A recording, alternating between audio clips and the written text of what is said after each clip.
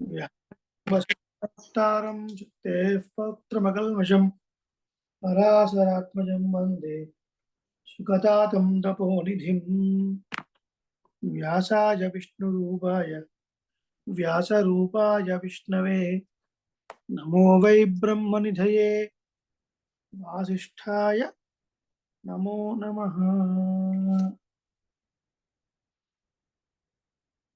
గోష్ఠిని సేవిస్తూ ఈరోజు అతి విశేషమైనటువంటి ఒక శుభమైన దినం కదా. ఏమంటున్నాం ఇవాళ మనం? గురు గురు పూర్ణిమ లేదా వ్యాస పూర్ణిమ అని అంటున్నాం కదా. ఈ రోజునే మనకి ఆలవందార తిరునక్షత్రం కూడా. ఎవరిది ఆలవందార్ అంటే ఎవరు? పూర్వాచార్యుల్లో ఆలవందార్ అంటే ఎవరు?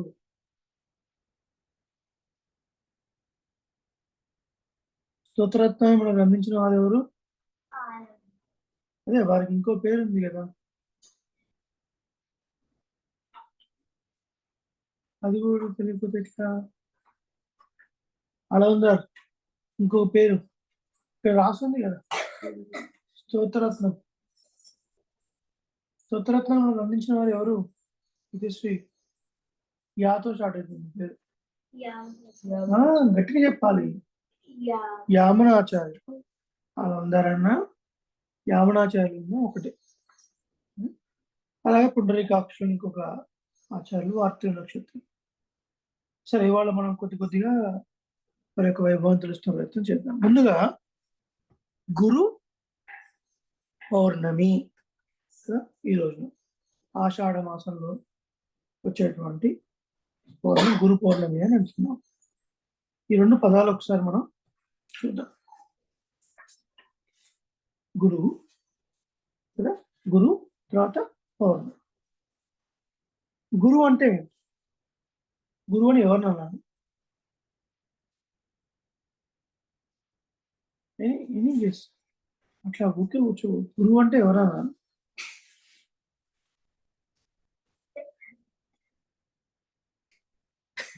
ఎవరు గురువు అని పడతారు?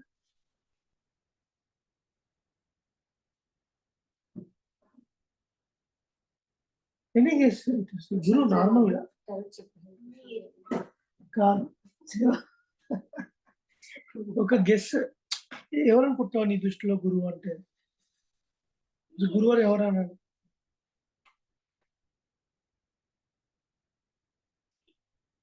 ఇప్పుడు మీకు స్కూల్లో మ్యాథమెటిక్స్ ఇంగ్లీష్ చెప్తున్నారు కదా, వాళ్ళు ఏమనాలి? వాళ్ళు గురువులేనా? టీచర్స్. మా గురువు అంటే ఎవరు? ఏదో గెస్ చెప్పలేదా గురువు అంటే ఎవరు?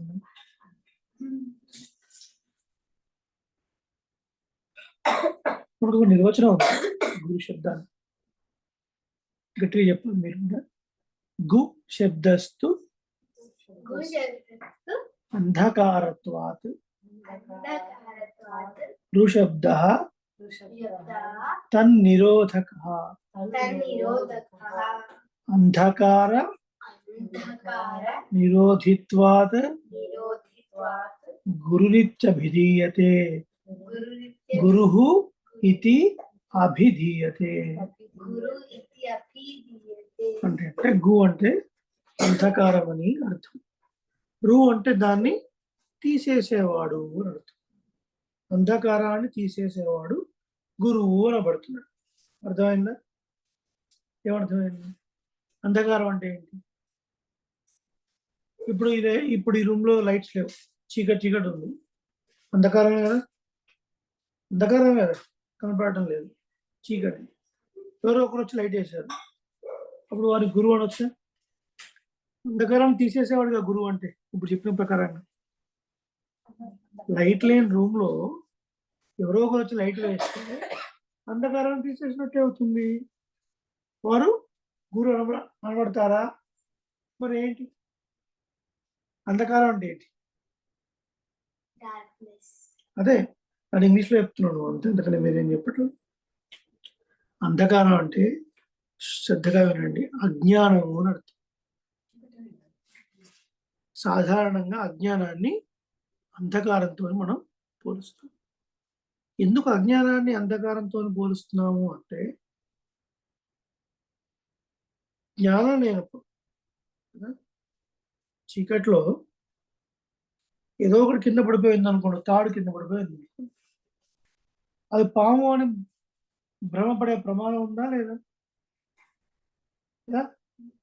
చీకటి అనే అజ్ఞానం వల్ల ఒక వస్తువు యొక్క యథార్థమైన స్థితిని మనం తెలుసుకోలేకపోతున్నాం. కాబట్టి అంధకారాన్ని, చీకటిని అజ్ఞానంతో పోల్చారు. సో ఇక్కడ గురువు అంటే చీకటిని పోగొట్టేవాడు, ఇంకా కొంచెం ముందుకు వెళితే అజ్ఞానాన్ని పోగొట్టేవాడు, ఇంకా కొంచెం ముందు వెళితే అజ్ఞానాన్ని పోగొట్టి సుజ్ఞానాన్ని ఇచ్చువాడు కదా, అంటే మంచి జ్ఞానాన్ని ఇచ్చేవాడు. మనకు ఉన్నటువంటి అజ్ఞానాన్ని పోగొట్టేవాడు, అలాగే మంచి జ్ఞానాన్ని ఇచ్చేవాడు. మరి జ్ఞానం అంటే ఏంటి? ఇది కూడా ప్రశ్నే కదా. బాగుందండి, దేని జ్ఞానం అని పేరు? ఏది విద్య? చెప్పుకున్నాం ఒకసారి, చాలాసార్లు చెప్పుకున్నాం. ఇప్పుడు రకరకాల సబ్జెక్ట్స్ ఉన్నాయి కదా. ఇప్పుడు బిల్డింగ్ కట్టే టెక్నాలజీ ఉంది, ఇంజనీరింగ్. తర్వాత సముద్రం మధ్యంలో రిగ్స్ పెట్టి ఆ లోపల ఉన్న గ్యాసెస్ ని బయటకు తీసి ఎన్నో రకాల ప్రయోజనాల కోసం ఉపయోగించే టెక్నాలజీ ఉంది.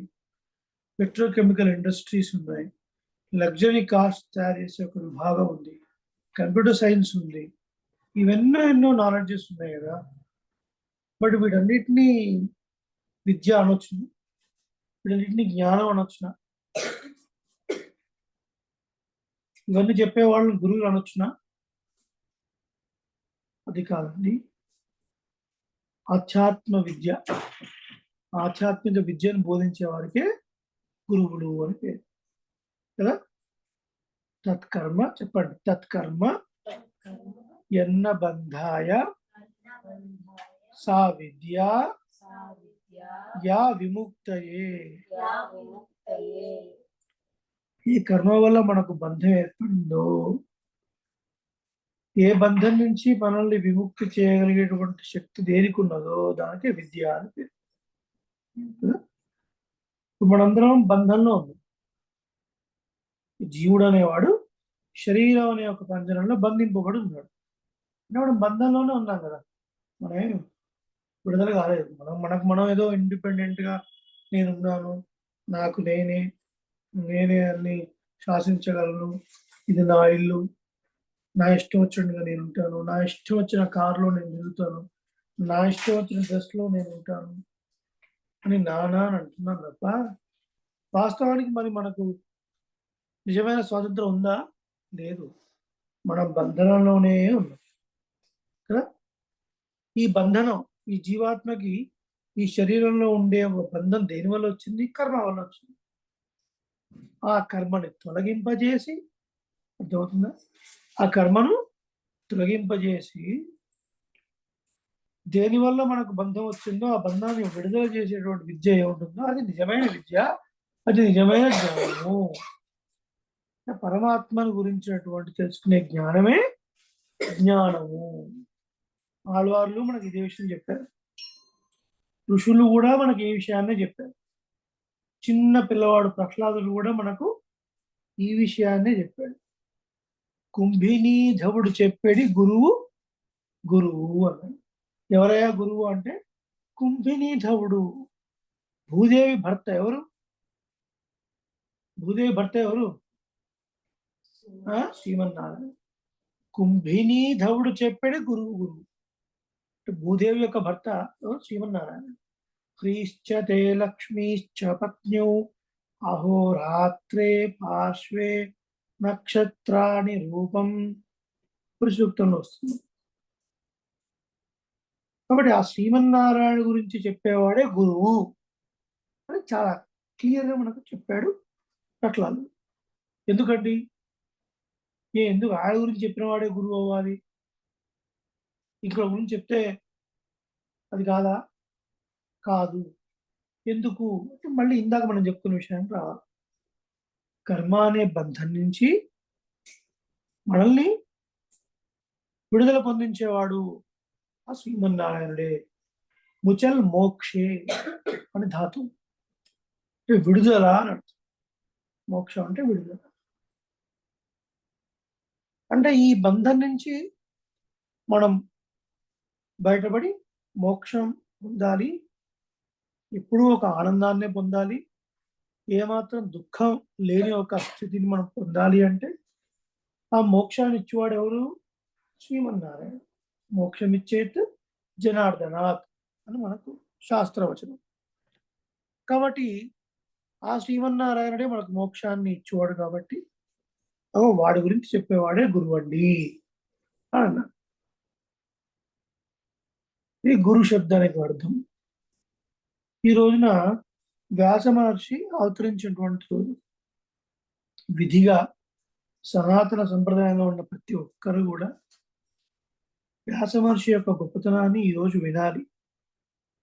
ఇవన్నీ ప్రతి గురు పూర్ణిమకి ఏదో రకంగా విన్నా సరే మళ్ళీ వినాలి. అది మన స్వరూపం. వారి గురించి తలుచుకోవాలి, వారి యొక్క గొప్పతనాన్ని స్మరించుకోవాలి. వారు ఏం బోధనలు చేశారు మనకు, వాటిని మనం ఒకసారి జ్ఞప్తికి తెచ్చుకోవాలి. ఇది మన స్వరూపం.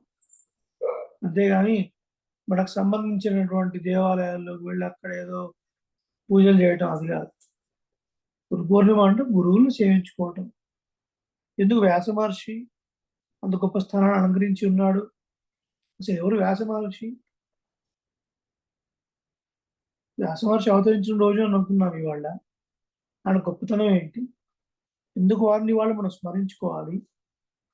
వారి రూపంలో ఉన్న మనకు ఆధ్యాత్మిక విద్యను బోధించే గురువుల్ని వాళ్ళు మనం స్మరించుకోవాలి. మన శక్తి తగ్గట్టుగా వారిని పూజించాలి అని చెప్తున్నాం. శాస్త్రంలో ఈ విషయం ఉంది మనకి. వ్యాస మహర్షి ఎవరు అన్నదానికి మనకు ప్రధానంగా ఒక 2 శ్లోకాలు ఉన్నాయి. మనం విష్ణు సహస్రనామం నేర్చుకున్నప్పుడు నేర్చుకున్నాము కదా. మీరు చెప్పాలి దాన్ని. వ్యాసాయ వ్యాస రూపాయ విష్ణవే నమో వై బ్రహ్మ నిధయే వాసిష్ఠాయ నమో నమః. ఎవరండి వ్యాసుడు? విష్ణు రూపాయ, విష్ణు యొక్క తేజస్సుతోని ఆవిర్భవించినటువంటి వాడు. ఆయన యొక్క అంశ అంటే ఆయన నుంచి ఒక చిన్న భాగం అని అర్థం అన్నమాట. శ్రీమన్నారాయణలోంచి ఒక చిన్న భాగం, ఒక అంశతోని, జ్ఞాన అంశతోని జన్మించినటువంటి మహానుభావుడు వ్యాస మహర్షి. వ్యాసాయ విష్ణు రూపాయ వ్యాస రూపాయ విష్ణువే నమో వై బ్రహ్మనిధయే వాసిష్ఠాయ నమో నమః. గొప్ప బ్రహ్మవేత్త అయినటువంటి వశిష్ఠుల వారి వంశంలో జన్మించినటువంటి మహానుభావుడు వ్యాస మహర్షికి నమస్కరిస్తున్నాను. ఇదొక శ్లోకం. ఇంకొక శ్లోకం కూడా. వ్యాసం వశిష్ఠ నప్తారం శక్తే పౌత్రమకల్మషం పరాశరాత్మజం వందే సుఖతాతం తపోనిధిం. ఇది కూడా వ్యాస మహర్షికి సంబంధించిన శ్లోకం. వ్యాసుడికి నమస్కరిస్తున్నాను. ఇటువంటి వ్యాసుణ్ణి? వ్యాసం వశిష్ఠ నప్తారం, వశిష్ఠుడి యొక్క ముని మనవడు, అంటే గ్రేట్ గ్రాండ్ సన్. సరే మేరకు అబ్బాయి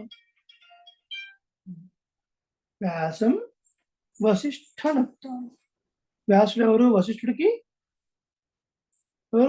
ఏమవుతాడు? వశిష్ఠుడికి అంటే ఏమంటాడు తెలుగులో? ముని మనవడు. ముని మనవడు. శక్తే పౌత్రం, శక్తి మహర్షికి పౌత్రం అంటే ఏంటి? మనవడు, గ్రాండ్ సన్. వ్యాసం వశిష్ఠనప్తారం శక్తే పౌత్రం అకల్మషం, ఎటువంటి దోషం లేనివాడు. పరాశరాత్మజం, పరాశర మహర్షి యొక్క కుమారుడు. సుఖతాతం, సుఖ మహర్షి యొక్క తండ్రి అయినటువంటి వ్యాసుని నమస్కరిస్తున్నాను. పరాశర మహర్షి ఒకసారి ప్రయాణిస్తూ ఉండగా ఒక నది దాటవలసి వస్తుంది, యమునా నది. అక్కడ యోజన గంధి అని ఒక స్త్రీ, ఆమె సత్యవతి అని పేరు. ఆమె పడవలు నడుపుతూ ఉంటుంది. అందులో చావవశాత్తు కొంచెం ఆమె శరీరం నుంచి చేపల వాసన వస్తూ ఉంటుంది. కొంచెం దాన్ని ఏమంటే కొంచెం అబ్నాక్షియస్ స్మెల్. పరాశర మహర్షి వస్తాడు. నేను అటు వెళ్ళాలి, దాటించాలి అంటాడు. పడవలో ఆమె దాటిస్తుంది. ఆమెకు వరాన్ని అనుగ్రహింపజేస్తాడు. పరాశర మహర్షి యొక్క తేజస్సు ద్వారా ఆమెకు ఒక సంతానాన్ని కృపజేస్తాడు, ఒక మగ శిశువుని. అలాగే ఆమెకున్నటువంటి ఆ వాసన కాస్త పోయి సుగంధభరితమైన వాసన వస్తుంది నీ శరీరం నుంచి కొంత దూరం వరకు, నాకు వరాన్ని కూడా ఇస్తాడు. పరాశర మహర్షి యొక్క అనుగ్రహం వల్ల ఒక పిల్లవాడు పుడతాడు. ఆ పుట్టిన ప్రదేశం ఒక ద్వీపం, ఐలాండ్. చుట్టూ వాటర్, మధ్యలో ల్యాండ్. ఆ పుట్టిన పిల్లవాడు నల్లటి రంగులో ఉన్నాడు. ఏ రంగులో ఉన్నాడు? నల్లటి రంగును సంస్కృతంలో కృష్ణ అంటాం. ఏమన్నా? కృష్ణ. ఈయన ద్వీపంలో పుట్టాడు కాబట్టి ఆ అబ్బాయికి కృష్ణద్వైపాయనుడు అని పేరు. ఏం పేరు? ఇది మర్చిపోవద్దు ఎప్పుడు అడిగినా సరే, ఓకేనా? కృష్ణద్వైపాయనుడు అంటే పరాశర మహర్షి యొక్క అనుగ్రహం వల్ల ఆ సత్యవతి గర్భంలో జన్మించినటువంటి శిశువు నల్లగా పుట్టాడు. అలాగే ఒక ద్వీపంలో జన్మించాడు కాబట్టి కృష్ణద్వైపాయనుడు అని పేరు. మహానుభావుడు. మనం ఇందాకే చెప్పుకున్నాం కదా, మహావిష్ణు యొక్క అంశాన్ని. కాబట్టి పుట్టడంతోనే బ్రహ్మజ్ఞానంతో పుట్టి తల్లికి నమస్కారం చేసి నేను తపస్సు చేసుకోవడానికి వెళ్తాను, నీకు ఏదైనా ఆపద కలిగినప్పుడు నన్ను పిలువు తల్లి, వస్తాను అని వెళ్ళిపోతాడు. ఎవరు? ఈ కృష్ణద్వైపాయనుడు. అప్పుడే మనం వ్యాసుడు చెప్పుకోకూడదు, కృష్ణద్వైపాయనుడు అని చెప్పుకోవాలి. వెళ్ళి మహానుభావుడు ఏం చేస్తాడు? ఆ ద్వాపర యుగంలో, ఇదంతా మనకు ముందున్నటువంటి యుగంలో జరిగింది. యుగాలన్నీ మొత్తం 4. ఏమిటవి?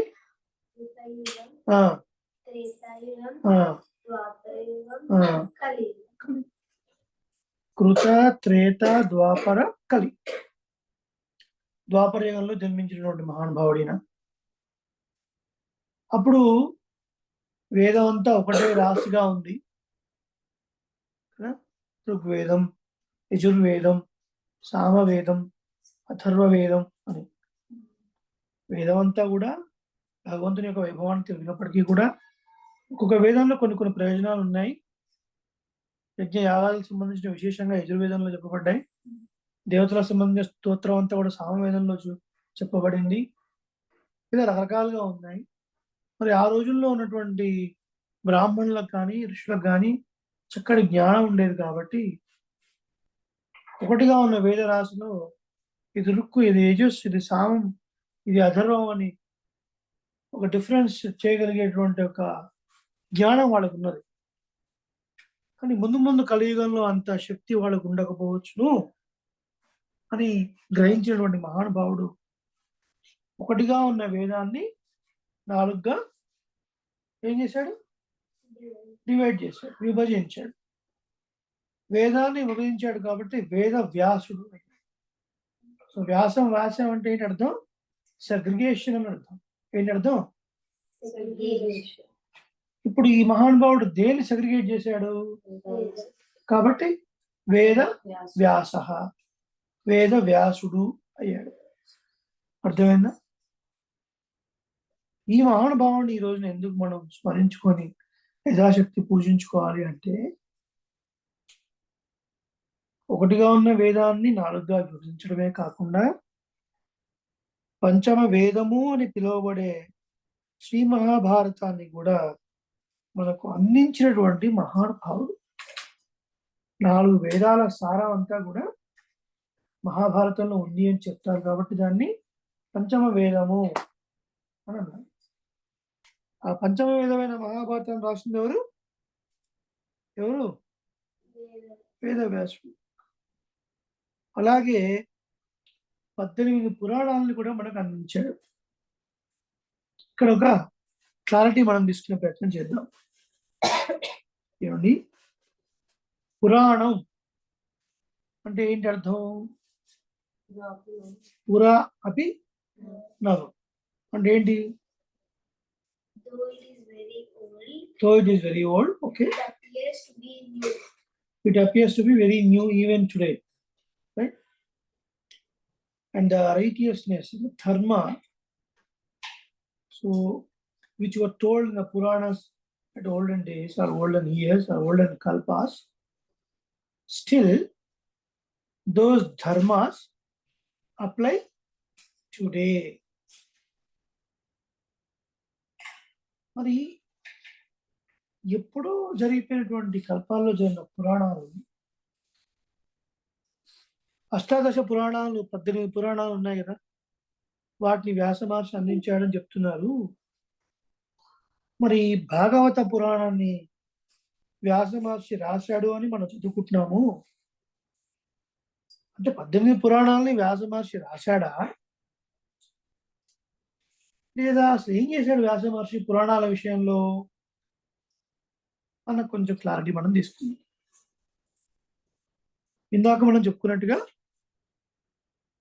చాలా పాతకాలం అండి, ఎప్పుడో ఒకటి కల్పాల్లో జరిగిపోయినటువంటి విషయాల్ని పురాణాలు అని అంటారు. ఈ పురాణాలన్నీ అసలు మొట్టమొదటి ఎవరు రచించారు వీటన్నిటిని, ఆ తర్వాత ఎవరెవరు వీటిని ప్రచారంలోకి తీసుకొచ్చారు అన్న విషయాన్ని మనం చూద్దాం. పురాణాలన్నింటినీ వ్రాసింది, అందరికి చెప్పింది ఎవరు, వ్రాయడం కాదు, చెప్పింది ఎవరు మొట్టమొదట అంటే చతుర్ముఖ బ్రహ్మ. ఎవరైనా ఈ చతుర్ముఖ బ్రహ్మ ఎలా ఆవిర్భవించాడు?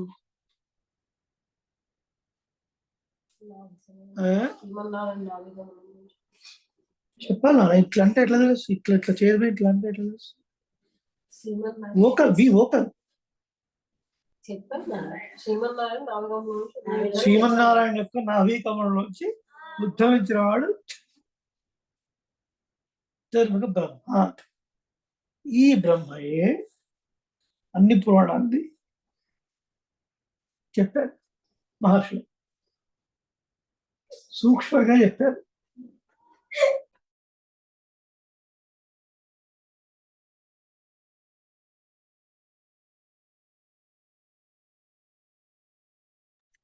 బ్రహ్మగారు చెప్పిన పురాణాన్ని మిగతా మహర్షులు కొంచెం దాన్ని ఎలాబరేట్ చేస్తూ చెప్పారు. అవి కొన్ని కల్పాలు జరిగిపోయాయి. వాటిని వ్యాస మహర్షి తన యొక్క జ్ఞానం ద్వారా వాటిని మళ్ళీ సేకరించి మనకు సంకలనం చేసి గ్రంథాల రూపంలో అందించారు. అలాంటి మహానుభావుడు. అయితే కల్పం అంటున్నాం కదా, కల్పం అంటే ఏంటి? చతుర్ముఖ బ్రహ్మకి ఒక పగలు ఒక కల్పం, రాత్రి ఇంకొక కల్పం. కల్పము అంటే 1000 చతుర్యుగములు.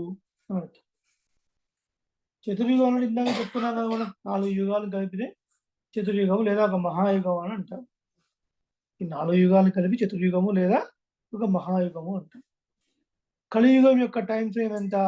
4,32,000 సంవత్సరాలు. కలియుగానికి ట్వైస్ ద్వాపర యుగం అంటే ఎన్ని సంవత్సరాలు? 8,64,000 సంవత్సరాలు. కలియుగానికి త్రైస్ త్రేతాయుగం. ఏంటది? Thrice Treta Yuga. 4,32,000 into 3 is equal to 12,96,000. అర్థమైందా? కలియుగము ఇంటూ 4 is equal to కృతయుగం 17,28,000. 26. ఈ 4 రిపీట్ అవ్వడానికి ఎన్ని సంవత్సరాలు పడుతుంది? 43,20,000 ఇయర్స్ పడుతుంది. ఎన్ని సంవత్సరాలు? 43,20,000. సో ఇప్పుడు చతుర్ముఖ బ్రహ్మకి ఒక పగలు గడవాలి అంటే 43,20,000 ఇయర్స్ ఇంటూ 1000 అన్ని సంవత్సరాలు అయితే బ్రహ్మగారికి ఒక కల్పం. లెక్క పెట్టగలమా మనం? కాబట్టి కొన్ని కల్పాల్లో జరిగిన పురాణాలు ఆ బ్రహ్మగారు కొంతమంది మహర్షులకు చెప్పారు. ఆ తర్వాత ఆ మహర్షులు మళ్ళీ ఉదాహరణకి మైత్రేయుడు వచ్చాడు. మైత్రేయ మహర్షి పరాశర మహర్షి ప్రార్థించాడు, అయ్యా స్వామి, ఈ జగత్తంతా ఎలా ఆవిర్భవించింది? ఈ జగత్తు ఎవరి ద్వారా రక్షింపబడుతుంది? ప్రళయకాలంలో ఈ జగత్తంతా ఎవరిలోకి వెళుతుంది? ఇది తెలుసుకోవాలని ఉంది అని అడిగినప్పుడు పరాశర మహర్షి చెప్పినటువంటి పురాణమే శ్రీ విష్ణు పురాణము. భూదేవిని ఉద్ధరించినప్పుడు భూదేవి అడిగిన ప్రశ్నలకు సమాధానంగా వరాహస్వామి చెప్పినదే వరాహ పురాణము. ఇలా మనకు 18 పురాణాలు. ఈ పురాణాలన్నీ కూడా చతుర్ముఖ బ్రహ్మగారు చెప్పినప్పుడు కానీ మరి పురాణాలన్నీ ప్రమాణం అండి అంటే కాదండి అన్నారు. అయ్యో, ఎందుకు ఇంత కన్ఫ్యూజన్? అసలే మాకు సరిగా తెలియదు. ఏదో కొంత తెలుసుకున్నాము, 18 పురాణాలు ఉన్నాయి, ఇవన్నీ కూడా భగవంతుడి గురించి చెప్తున్నాయి అని అనుకునే లోపల అన్ని పురాణాలు ప్రమాణం కాదండి అని అంటే ఇప్పుడు ఏది ప్రమాణము? తత్వాన్ని తెలుసుకునే విషయంలో, యథార్థమైన తత్వాన్ని తెలుసుకునే విషయంలో ఏవి మనకు ప్రమాణాలంటే, అయ్యా ఈ 18 పురాణాలని 3 విభాగాలుగా విభజించారు. సాత్విక, రాజస, తామస. సత్వగుణం, రజోగుణం, తమోగుణం అని 3 గుణాలు. చతుర్ముఖ బ్రహ్మ కూడా ఈ ప్రకృతిలో ఉన్నవాడే కదా. ఈ చతుర్ముఖ బ్రహ్మ కూడా ఏం చెప్పారు? చతుర్ముఖ బ్రహ్మ కూడా ఇక్కడ ఉన్నటువంటి వాడే కాబట్టి మరి అతనికి కూడా సత్వరస్తమో గుణాలు ఉంటాయి కాబట్టి ఒక్కొక్క కల్పంలో ఒక్కొక్క గుణంతో ఉన్నాడు చతుర్ముఖ బ్రహ్మ. ఒక్కొక్క కల్పంలో ఒక్కొక్క గుణంతో ఉన్నాడు. ఆ ఒక్కొక్క గుణంతో చతుర్ముఖ బ్రహ్మ చెప్పిన పురాణాలే అలా ఉన్నాయి అని చెప్పారు. కొన్నిసార్లు సంకీర్ణ బుద్ధితో ఉన్నాడు, అంటే సత్వగుణం, రజోగుణం, తమోగుణం కలిసి ఉన్నాయి. అలాంటప్పుడు కొన్ని పురాణాలు చెప్పాడు. ఒకసారి సత్వగుణమే, కొన్ని కల్పాలు సత్వగుణమే ప్రధానంగా ఉంది, అప్పుడు కొన్ని పురాణాలు చెప్పాడు. కొన్నిసార్లు రజోగుణం, కొన్నిసార్లు తమోగుణం. అజ్ఞానము అలాగే విపరీత జ్ఞానాన్ని కలిగించేవి తమోగుణ ప్రధానమైన పురాణాలు. లోభాన్ని కలిగించేవి, స్వర్గాది విషయాలు కావాలని కోరుకున్నట్లుగా మనం కల్పించేవి రాజస పురాణాలు.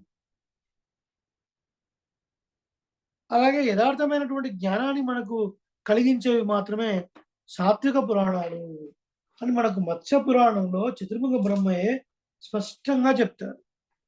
యస్మిన్ కల్పేచ యత్ ప్రోక్తం పురాణం బ్రహ్మణాపుర తస్య తస్యతు మాహాత్మ్యం తత్ స్వరూపేణ వర్ణ్యతే. ఏ కల్పంలో ఏ పురాణము చతుర్ముఖ బ్రహ్మ చేత పూర్వం చెప్పబడిందో ఆ పురాణం యొక్క గొప్పతనము ఆ పురాణ స్వరూపంతో పాటుగా వర్ణింపబడుతున్నది అని.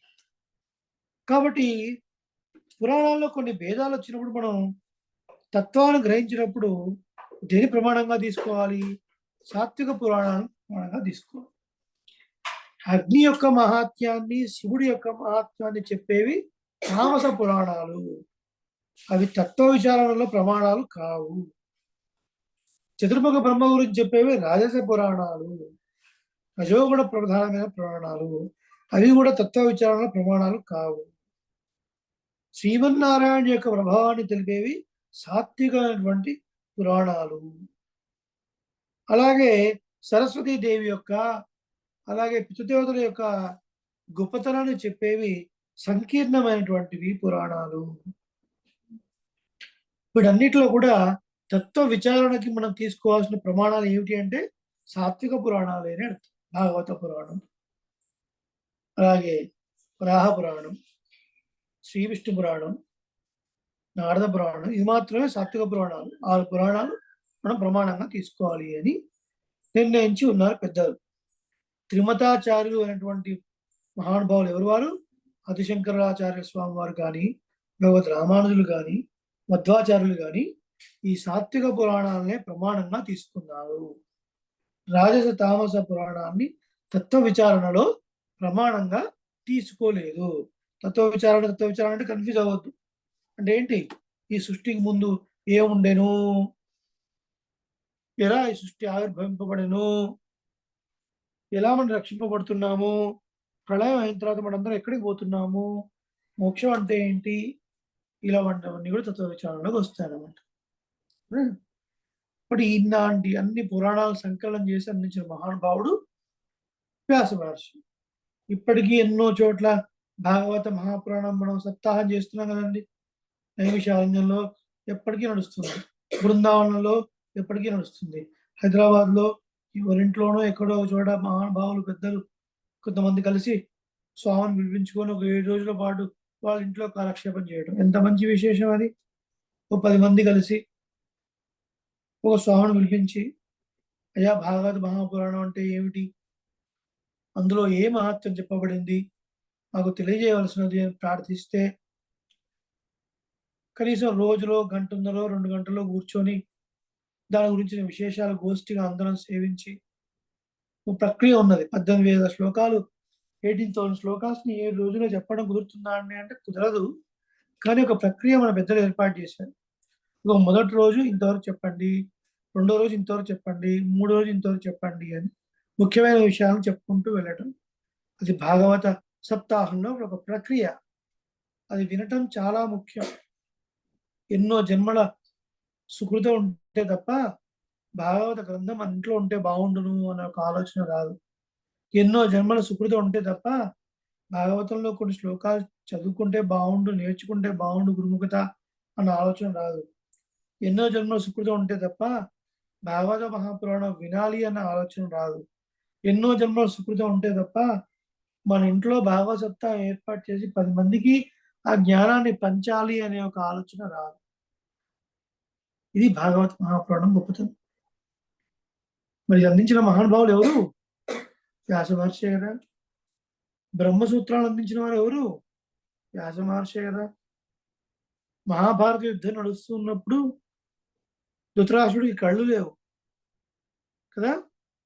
తన శిష్యుడైనటువంటి సంజయుడిని కూర్చోబెట్టి సంజయుడికి ఒక వరం ఇచ్చాడు, ఆయన నువ్వు ఇక్కడే కూర్చుంటావు, కానీ కురుక్షేత్ర సంగ్రామం జరుగుతున్న ప్రతిదీ నువ్వు ప్రత్యక్షంగా చూడగలవు, నువ్వు యుద్ధ భూమిలోకి కూడా వెళ్ళగలవు, ఏ ఒక్క బాణం కానీ, ఏ ఒక్క అస్త్రం కానీ, ఏ ఒక్క శస్త్రం కానీ నిన్ను బాధింపదు, ఉన్న చోట్ల కూర్చుని అన్ని చోట్ల నువ్వు చూడగలవు అనే ఒక వరాన్ని ఇచ్చి ఆ యుద్ధం జరుగుతున్నటువంటి రీతిని అన్నిటినీ కూడా భగవద్గీతతో సహా ధృతరాష్ట్రుడు చెప్పగలిగినటువంటి కెపాసిటీ సంజయుడికి వచ్చింది అంటే ఎవరి యొక్క వర ప్రభావం చేత?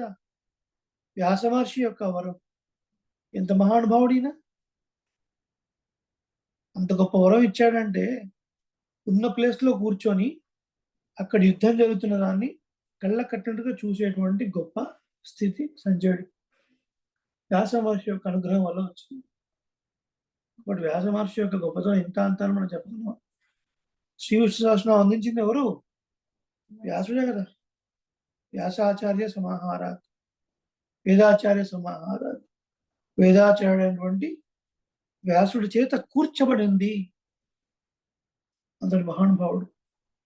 కాబట్టి వ్యాసోచ్ఛిష్టం ఇదం సర్వం, మనం అనుభవించే ప్రతిదీ కూడా వ్యాసుడు ఉచ్ఛిష్టం అన్నాడు.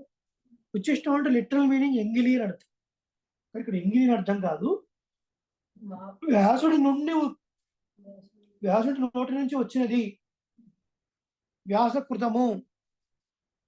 వ్యాస ప్రణీతము, వ్యాసుడి ద్వారా కృప చేయబడినది అని అర్థం.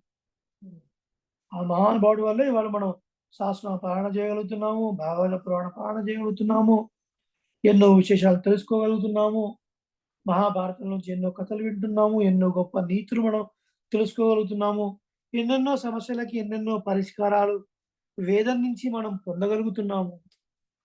అంటే దానికి కారణం వ్యాస మహర్షి. కాబట్టి ఆయనకు జన్మ వృత్తాంతాన్ని మనం తెలుసుకోవడం, యథాశక్తి ఆయన స్మరించడం, మనసులో వ్యాసుల వారిని భావించడం, కృతజ్ఞత వారికి తెలియజేయటం అనేది సత్త కలిగిన వాళ్ళ యొక్క లక్షణం. సత్త అంటే ఏంటి? ఉనికి కలిగి ఉండుట, బ్రతికి ఉండుట. చైతన్యం కలిగిన వాళ్ళే కదా మనము చైతన్యం కలిగి ఉన్న వాళ్ళం కాబట్టి బ్రతికి ఉన్నాం. ఇలాంటి రోజున మనం ఆ స్వామిని స్మరించలేకపోతే మనకి ఆ బండరాయికి ఏమైనా తేడా ఉందా? ఆ బండరాయి స్మరించగలుగుతుందా? వ్యాస మహర్షి మహానుభావ అని ఒక శ్లోకం చెప్తుందా? మనం చైతన్యం కలిగి ఉంటున్నాం, సాపాటు చేస్తున్నాం, ఓ బట్టలు కట్టుకుంటున్నాం, ఓ చదువుకోగలుగుతున్నాం, ఓ బుద్ధి జ్ఞానం ఉంది అంటే దాని ప్రయోజనం ఏంటి? ఓ ఇలాంటి గొప్పతనమైనటువంటి రోజులను స్మరించుకొని అలాంటి మహానుభావుల్ని మనసులో పూర్తిగా నింపుకొని వారికి ఒకసారి మనం అంజలి ఘటించాలి. తద్వారా వారి యొక్క అనుగ్రహం మన మీద ఉన్నప్పుడు శాస్త్రాల్లో ఉన్నటువంటి అనేకమైన విషయాలు మనకు సులభంగా అర్థమవుతాయి. అంటే ఆ పరంపరలో వచ్చినటువంటి ఆచార్య పరంపరే మనంత పరంపర కూడా. ఈ రోజున విశేషించి యావనాచార్య తినక్షత్రం కూడా చెప్పుకున్నాం మనం. ఇవాళనే వారి యొక్క తనేని ఒకసారి అందరూ చదవండి. చాలా విశేషమైనటువంటి ఒక మహానుభావులు వారు యావనాచార్య స్వామి వారు కదా. మనకి గుర్తుంటే ఈ మంత్ వచ్చినటువంటి శ్రీ సన్నిధానం పత్రికలో దాసుడు రాసినటువంటి వ్యాసం ప్రచురితమైంది. అందులో నిత్య తనియను తిరునక్షత్ర తనియను రెండు కూడా వాటి యొక్క అర్థంతో సహా ఇవ్వడం జరిగింది. శుచౌ మాస్యుత్తరాషాఢా జాతం, శుచౌ మాస్యుత్తరాషాఢా జాతం యామునదేశికం శ్రీరామమిశ్రచరణ సరోజాశ్రితమాశ్రయే. ఉత్తరాషాఢ నక్షత్రం ఆషాఢ మాసంలో జన్మించినటువంటి మహానుభావులు యామునులను నమస్కరిస్తున్నాను. శ్రీరామమిశ్రులను ఆశ్రయించినటువంటి వారు యామునాచార్యుల గురువులు శ్రీరామమిశ్రుడు అని అర్థం. ఓకే, అంటే శ్రీరామమిశ్రుడు మణక్కాల్ నంబి అన్న ఒకటి రెండు పేర్లు ఉంటాయని చెప్పుకున్నాం కదా. మణక్కాల్ నంబి లేదా శ్రీరామమిశ్రుడు, ఉయక్కొండార్ లేదా పుండరీకాక్షులు అని ఇంకో వారు వేరే ఆచార్య. ప్రస్తుతానికి మణక్కాల్ నంబి అనే ఆచార్య శిష్యుడు, అలాగే ఉత్తరాషాఢ నక్షత్రంలో జన్మించినటువంటి వారు, ఆడి మాసం అంటే ఆషాఢ మాసంలో జన్మించిన ఉత్తరాషాఢ నక్షత్రంలో జన్మించినటువంటి అళవందార్ యావనాచార్యులను ఆశ్రయిస్తున్నారు. యత్ పదాంభోరుహధ్యాన విధ్వస్తా శేషకల్మషః వస్తుతాముపయాతోహం యామునేయం నమామి తం. సాక్షాత్ భగవద్ రామానుజులే ఈ తనియన్ని అనుగ్రహించారు. ఆదిశేషాంశ అయినటువంటి మహానుభావులైనటువంటి యామునాచార్యుల వారే, భగవద్ రామానుజుల వారే యామునాచార్యుల విషయంలో ఏమన్నారు? యత్ పదాంభోరుహధ్యాన విధ్వస్తా శేషకల్మష, ఎవరి పాద పద్మమును తలుచుకున్నంత మాత్రం చేత నా పాపరాశి ధ్వంసమైపోయి నేను ఒక పనికి వచ్చే వస్తువుగా తయారయ్యానో అటువంటి యాములను నమస్కరిస్తున్నాను అన్న. ఎంత మహానుభావులండి! అసలు రామానుజులే మహా గొప్పవారు, వారి విభవాన్నే మనం వర్ణించలేము. అలాంటి మహానుభావులు యావనాచార్యుల విషయంలో ఈ మాట అన్నారంటే యామనాచార్యుల వారు ఎంత గొప్పవారు. మరి నేరుగా సేవించారా? ఏం సేవించలేదు, కానీ ఒక అభిమానం. ఎప్పుడైతే గురువును మనం దైవంగా భావించి కొలుస్తామో అప్పుడు గ్రంథంలో మనం చదువుకునే విషయాలు కూడా మన మస్తకంలో ప్రకాశిస్తాయి. పుస్తకంలో చదవని విషయాలు కూడా మస్తకంలో ప్రకాశిస్తాయి. అంటే ఏంటి అర్థం? గురువు యొక్క అనుగ్రహం మనకు పరిపూర్ణంగా ఉందనుకోండి, అనేక గ్రంథాల్లో చెప్పబడిన విషయాలు అనుకోకుండానే వారి అనుగ్రహంతో మనకు ప్రకాశిస్తాయి. మనం 5 నిమిషాలు. యామనాచార్య వైభవం జరిపేటువంటి ఇంకొక శ్లోకం కూడా ఉంది. స్వాదయన్నిహ సర్వేషాం త్రయంతార్థం సుదుర్గ్రహం స్తోత్రయామాస యోగీంద్రః తం వందే యామునాహ్వయం. త్రయంతార్థం, వేదానికి త్రయి అని పేరు. వేదంలో చెప్పినటువంటి విషయాల్ని సులభంగా గ్రహించడం కొరకు చిన్ని చిన్ని స్తోత్ర రూపాల్లో అనుగ్రహింపజేసి అందరి చేత సులభంగా అవగాహించే విధంగా మనకు అందించినటువంటి ఆ యోగీంద్రుడైనటువంటి యామునాచార్యులను నమస్కరిస్తున్నారు. స్తోత్రత్వంలో 65 శ్లోకాలు ఉన్నాయి. శ్రీ విష్ణు పురాణం యొక్క సారము అని చెప్తారు. అలాగే రహస్యత్రయ మంత్ర సారము అని చెప్తారు. 65 శ్లోకాల్లో ఎన్నో గొప్ప గొప్ప వేదాంతాల్లో ఉన్నటువంటి విషయాల్ని మనకు అనుగ్రహించినటువంటి మహానుభావులు యామునాచార్య. వారి యొక్క త్రినక్షత్రం కూడా ఈ రోజు. యామునాచార్యులను స్మరిద్దాం. అలాగే మనం వ్యాస మహర్షిని కూడా స్మరించుకుంటూ, అలాగే మనకు ఆధ్యాత్మిక విద్యను బోధించినటువంటి లేదా బోధిస్తూ ఉన్నటువంటి పెద్దలను కూడా ఈ సందర్భంగా మనం ఒకసారి స్మరించుకుంటూ, భగవద్భాగవత ఆచార్య కటాక్షంతో యథార్థమైనటువంటి జ్ఞానం మనందరం చక్కగా సంపాదించి శ్రీయపతి వైకుంఠ నికేతనుడు అఖిలహేయ ప్రచనీకుడు అవాప్త సమస్త కాముడు భగవాన్ శ్రీమన్నారాయణ యొక్క పరిపూర్ణ కృపా కటాక్షాలను పొంది ఈ జీవితంలో ఉన్నంతకాలం చక్కటి సుఖ సంతోషాలు, శరీరాన్ని వదిలిపెట్టిన తర్వాత ఆ శ్రీమన్నారాయణను చేరుకొని ఆ మిథునానికి కైంకర్యం చేసేటువంటి ఒక భాగ్యం మనందరం పొందాలి అనే ఆచార్య పురస్సరంగా మంగళాశాసనం చేస్తూ, మంగళాశాసనపరై మదాచార్య పురోగమై సర్వైశ్చ పూర్వైరాచార్యై సత్కృతాయాస్తు మంగళం. సమస్త పరివారాయ సర్వ దివ్యమంగళ విగ్రహాయ శ్రీమతే నారాయణాయ నమః. శ్రీమతే రమ్యజా మాతృమునీంద్రాయ మహాత్మనే శ్రీరంగవాసినే భూయాద్ నిత్యశ్రీ నిత్యమంగళం. స్వస్తి.